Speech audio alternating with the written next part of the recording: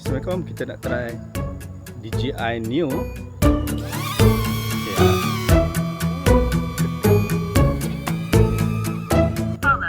Okay, follow mode.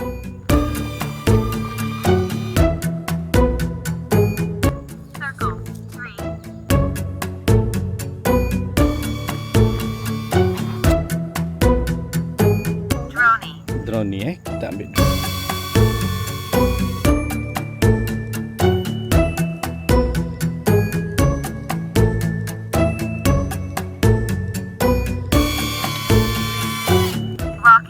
Rocket.